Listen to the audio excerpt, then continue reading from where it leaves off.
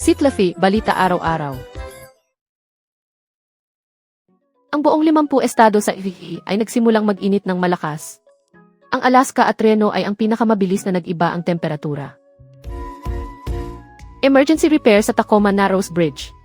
2 lane ang sarado patungo sa Hilaga at ang mga tao ay inaasahan na magkaroon ng pagkaantala sa buong weekend. Hiker sa Mount Wilson ay nakatakas matapos makipaglaban sa tandem hayop. Hindi sila nasaktan, pero ang eksena ay naging mahirap dahil sa pagtatakas nila sa mga halaman. James Ortiz, boses ni Rocky, ay kandidato para sa Oscar. Ang kanyang pagganap bilang nilalang mula sa ibang planeta ay hinahangaan ng marami. Drone, pulis, at isang suspect na tumakas. Nakipaglaban sa E-5 malapit sa Nisqually Bridge at naging dahilan ng aksidente sa traffic. Namatay si Garrett Anderson, dating bituing manlalaro ng Angels, dahil sa masalimuot na pancreatitis.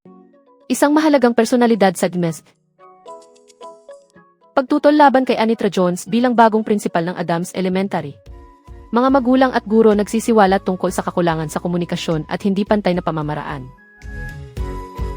2 hiker nasagip sa Sierra Mountain. Ang pulis ay ginamit ang kalsadang pangforesta para iligtas ang mga nasa kapahamakan.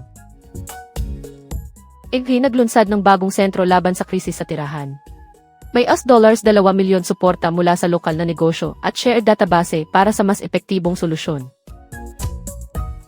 Ang tubig sa Vegsi ay nagiging mas acidic. Bagong pag-aaral ng AFPE ay nagbabanta ito sa kabuhayan ng mga mangingisda at ekosistema.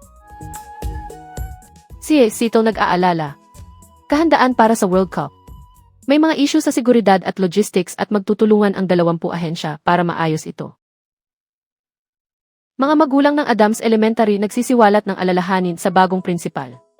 77% ng guro ay tumakas noong siya pa namamahala. Malungkot na balita mula sa Snohomish County, 58 taong gulang na babae namatay sa kulungan matapos subukang guminawa ng buhay ang mga tauhan. Washington closes campgrounds, cuts recreation services amid $8 ang budget shortfall. ZE ay susunod na mag-shutdown ng 4 na campgrounds para sa buong 2026 season. Anyway, naging mas madali na. Bagong ruta ng bus, mas maikling biyahe para sa mga taga-Seattle. Subukan ang Route 8.